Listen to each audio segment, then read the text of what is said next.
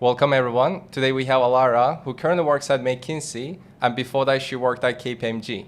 And I thought she's the perfect person to discuss the differences between working at an MBB and working at a Big Four company. Hi guys, really happy to be on the show, and I hope I can give you guys some insight in this job selection process. Perfect. Let's get into it then.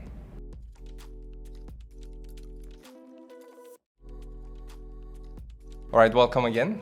Thank you for having me on the show.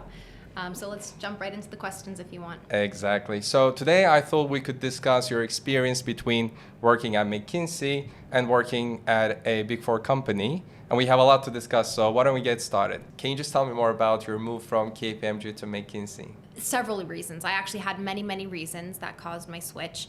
But I think to best answer that, I'll start off with why I started working at KPMG in the first place.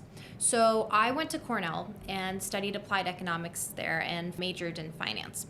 And at Cornell, given that it's close to New York and usually investment banking is known to pay a little higher, a lot of people are directed into taking on investment banking jobs.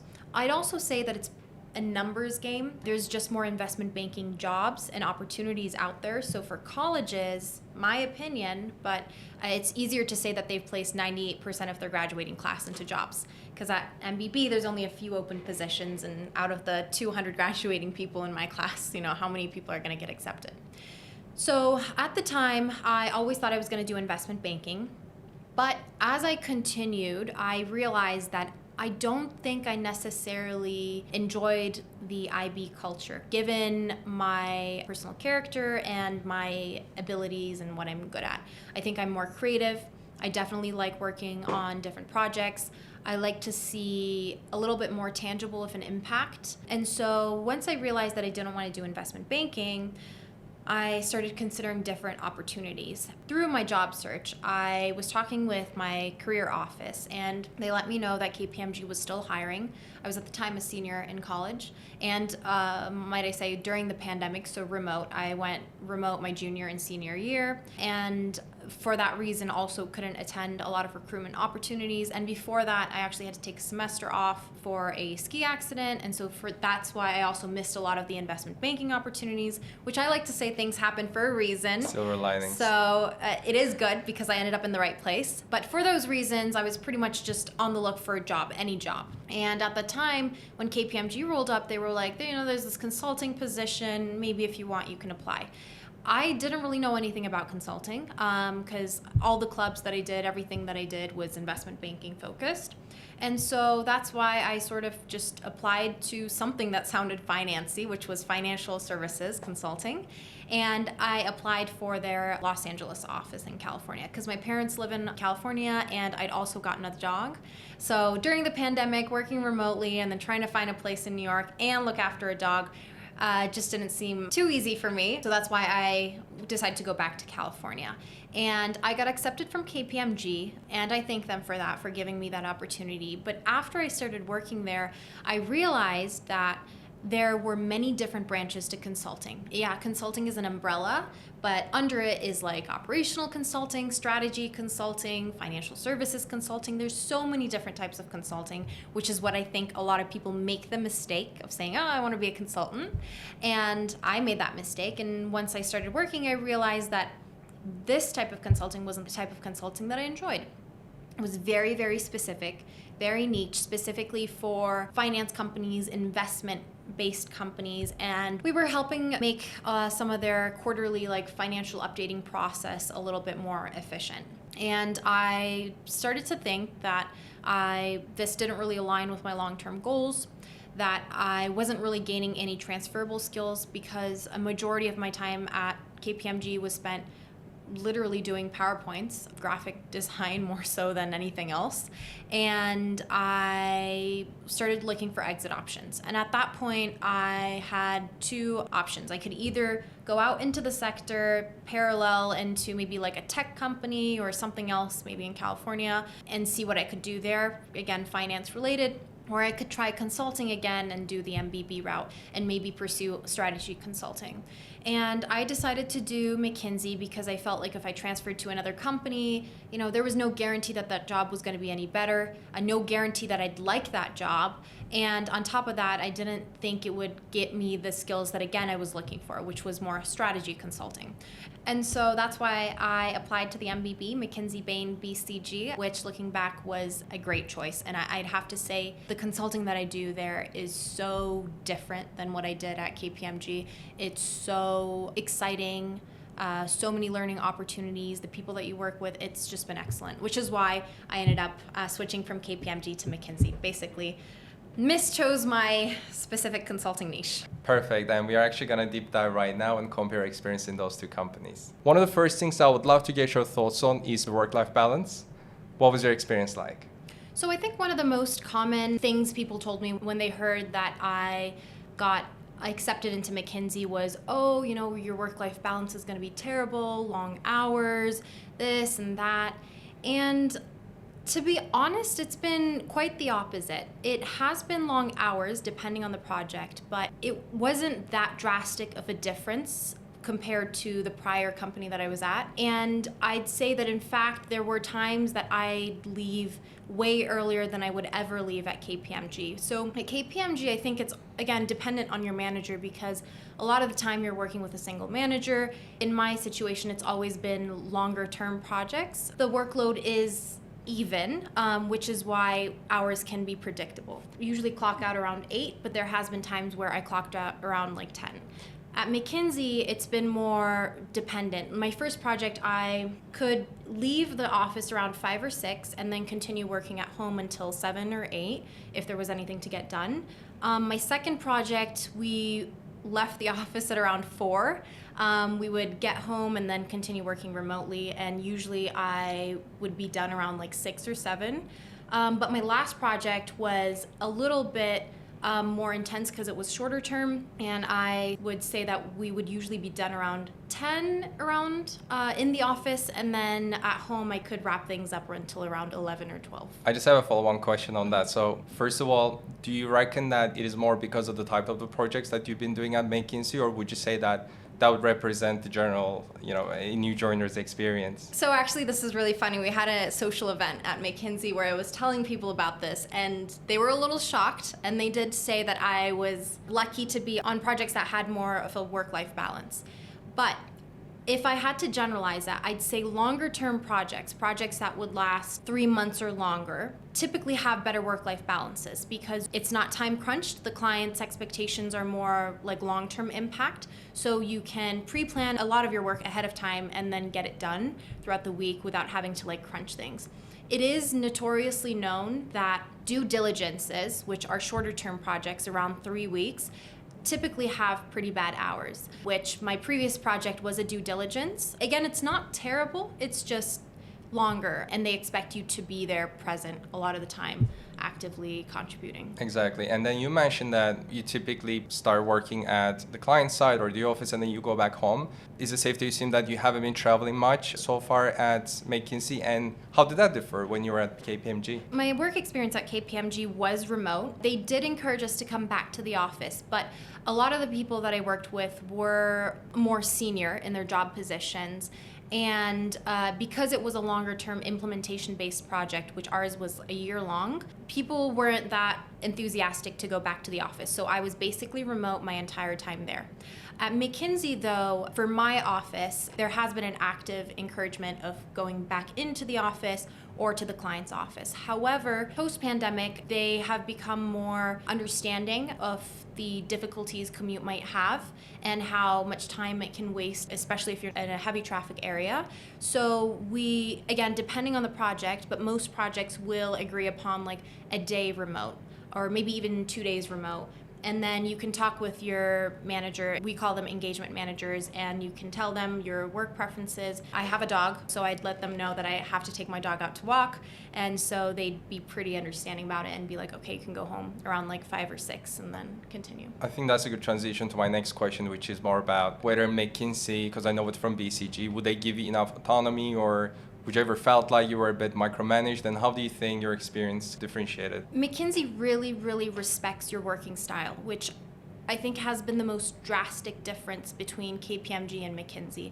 At KPMG, it's very hierarchical, at least in the group that I was in, where you work directly under a manager and the manager sort of tells you exactly what you need to do. And again, it does change according to the manager's personality, but there is a way that you do things. Versus McKinsey, I've had this brought up several times where the managers will ask, do you like to take on things a little bit yourself first and then touch base, or would you want me to guide you throughout the process? And I'd say, I'd like to maybe tackle a little bit on my own, get more autonomy. I like to work a little bit more solo at the beginning.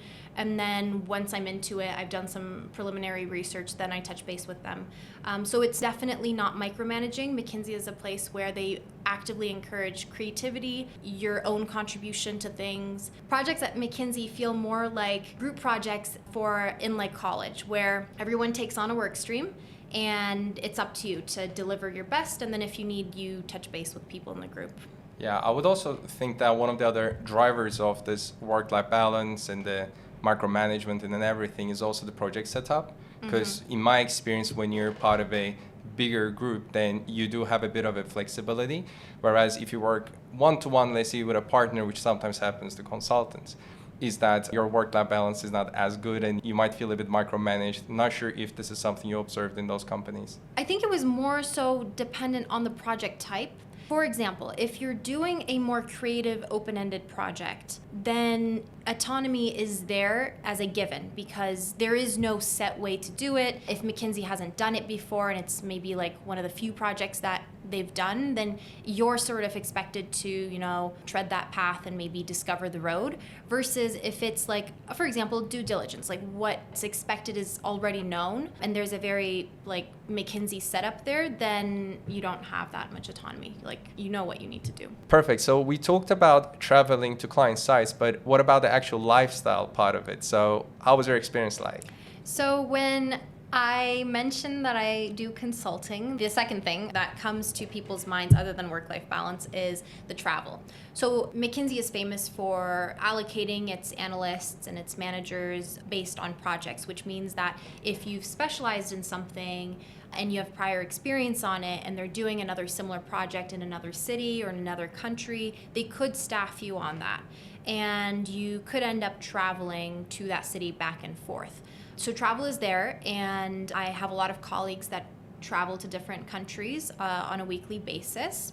But in terms of how that affects your lifestyle, they are very accommodating. If you let them know, for example, that morning flights don't really work out for you or X, Y, Z reasons, they will usually find you like afternoon flights or evening flights. But there have been situations where if a flight doesn't exist other than that specific time, they will expect you to fly with that 5 a.m. flight, which means that you might have to get up at like 4 a.m. or 3 a.m. to go to that flight. And then once you offboard, you usually go direct to the client site and you could start work at 8 or 9 a.m. and then work until, Yeah, it actually did evening. happen to me too. When I was staffed at some projects in the Middle East, the problem was that we would start working on Sunday morning, but then the flights were a little too inconvenient for me that I would have to fly a day before. So then your weekend is actually ruined as well, so it does happen. But what about at KPMG? Have you had the chance to travel at all, or maybe you can share some of your observations? So at KPMG, small disclaimer, I wasn't in strategy consulting. I was in financial services consulting, which I'd say is a little bit more operational. And the project that I was on was implementation based. That was my main project. I did do smaller projects that were shorter term, but there was no traveling. Again, it's pretty remote, and even though our group was remote, I'd say that I don't think other people around the office really traveled either. The only travel that I've heard about is usually at the end of a project, just to like meet the client and to continue the client relationships. Maybe you could go to their office, but it was more so I think like managers and senior associates. I don't think like analysts traveled. And then the other thing is roadshow. So if we were going on a roadshow to pitch something that we've done or to showcase we were doing a software that we were working on, then that's when you probably go around. For sure. Now, I want to get to one of the most important aspects of joining consulting, which is the pay. And how would you compare? Of course, there's confidentiality, you can't reveal any numbers, but if you can just tell me a little bit around your experience or what you've seen amongst your colleagues from Cornell or McKinsey or KPMG and such, how is the pay difference like in MBB versus Big Four?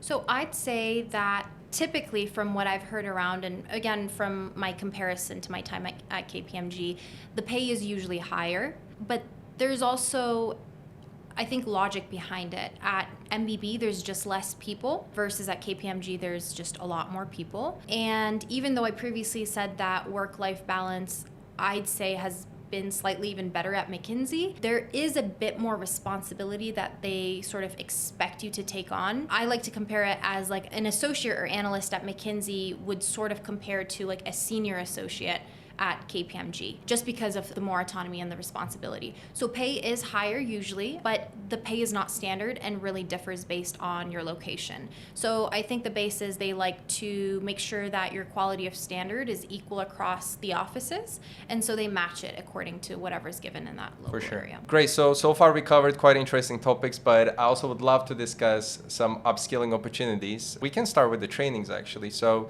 I know personally that at BCG, it is very structured. In the first 6 months or so, you do take at least 2 trainings. You do travel to Europe. Is this the same case in McKinsey? And how would it compare to Big Four companies?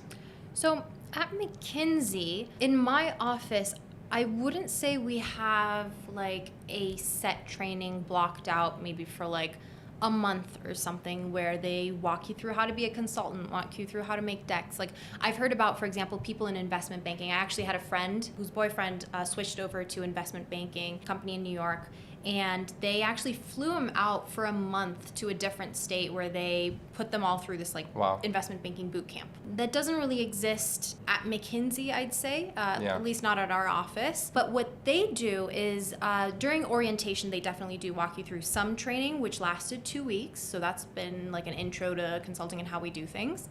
Another thing is very periodically, they will send like how to present better, how to make better pitch decks, how to better improve your client relations. They'll have like mini training days that you can block out and register if you want, depending on your availability. And for that onboarding that you said, was it organized by your local office or were you joined by other offices from Europe? Yeah, we were definitely joined by other offices. So it was our office, and then I think it was, I don't know which countries they came from, I can't remember, but it was definitely a few other people. But then at some point, I also think it was just our office. So For sure. it mixes around, which is another cool thing about, I'm going to go off on a tangent here about McKinsey, is that they really do treat it like as one McKinsey for all. It is so global. Like you could be in an office in Qatar, you could be in an office in Taiwan, and like the trainings, the standards, everything is the same across the board. Awesome, yeah. I would imagine so. Now, let's talk about promotions. One of the video ideas that we had in the future that we're definitely going to record is on upper route policy.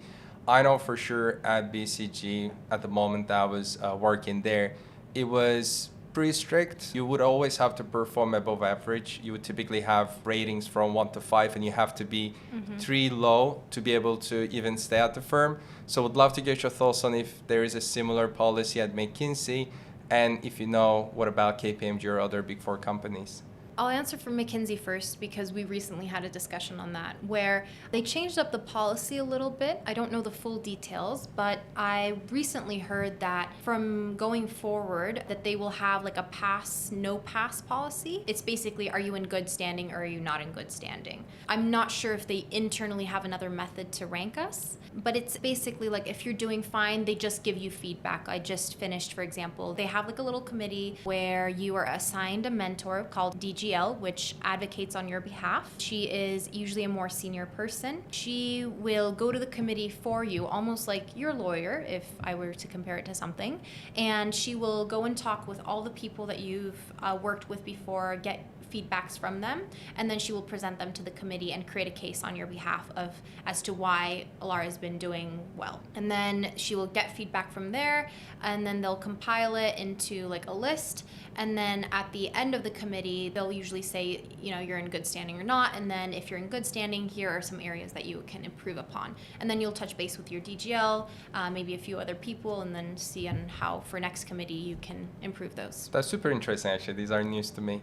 And let's talk about the MBA sponsorships. When you work at MBB, you do have the chance to get a sponsorship. It is not for certain, of course. I don't want to communicate any numbers, but I definitely can say that not all my colleagues were able to get a sponsorship from BCG. And if you know anything about that too, what would you say regarding the differences between working at MBB and Big Four? So MBB sponsors you for MBA. At the Big Four, I've heard that it's dependent on your group, I think. I might have heard that like strategy consultants might get sponsored for MBAs or might get like a portion of their tuition paid off, but I'm not sure of the details. For sure. But I'd say that it's definitely not as often and not as guaranteed as it would be at an MBB. For MBB, I've heard that it's your main office, it's your head office that decides on who they want to send for an MBA. So, for example, when you're being considered, they will consider among the business analysts of that year, of your cohort, and whoever is applying, let's say 10 people are applying from your office that year, they will see who's in good standing and decide accordingly. From what I've heard, most people in our office who want to go to an MBA get some sort of support. I don't know the exact numbers. Of course. And it changes. I think if you were talking about maybe like the New York office where there's just a lot more business analysts, they might be a little bit more selective on how they choose. And also what I know is that at BCG, if you, let's say, want to do your MBA, and then after this, if you want to stay in the country, BCG is usually quite okay with that. So I'm also quite wondering about this too at McKinsey and whether there is any international office transfer opportunities within that. Because you said earlier that McKinsey really treats people as if you're part of one company. So I'm quite curious whether this is reflected in that policy too. So I think they would be a little bit more happy if you chose to come back to your home office, since they're the ones that are, putting forth your MBA sponsorship. However, they do understand that your life circumstances and your preferences might change. And they, again, I'm not 100% sure of how definitive this is, but I've heard that they will ask you at the end of your MBA if you have like an office preference or for any reason you might prefer changing offices. And I think based on your reason and maybe the availability in that office, they're more flexible. And it's also another way to encourage diversity within the firm, right? Mm-hmm. And as a woman in consulting as well, how was it like for you so far? It's been good. I'd actually say that they heavily encourage women to go into consulting, because what tends to happen is that due to the lifestyle, a lot of the time as you get more senior in the company, women can prefer to exit into different job opportunities that maybe have a little bit more predictable working hours and less traveling. But from a business analyst perspective, I'd say that they are very 50-50 and maybe even a bit higher on the number of women that they admit into their cohort class. No, that's awesome.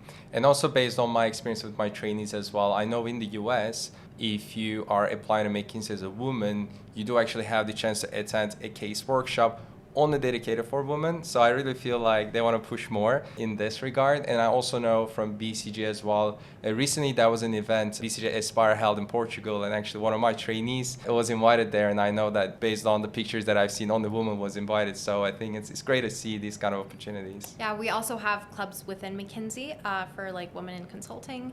And I'd say probably one of the highlights of actually working at McKinsey was being able to work with women leaders, women partners, women engagement managers. I definitely sense that they bring something different to the table, and it's always good to have people to look up to. So Exactly. I thank them for actively encouraging this. Perfect. So far we covered many different aspects, but if there is one thing you would say McKinsey differentiates compared to Big Four, what would you say? I'd say it's the value that they give their consultants. I don't know how to nicely say this, but McKinsey treats you like adults. When I was working at KPMG, I still felt like I was sort of, there to help out with projects, but very off to the sidelines. There wasn't a lot of ability to stand up and take charge of your work stream or to input ideas.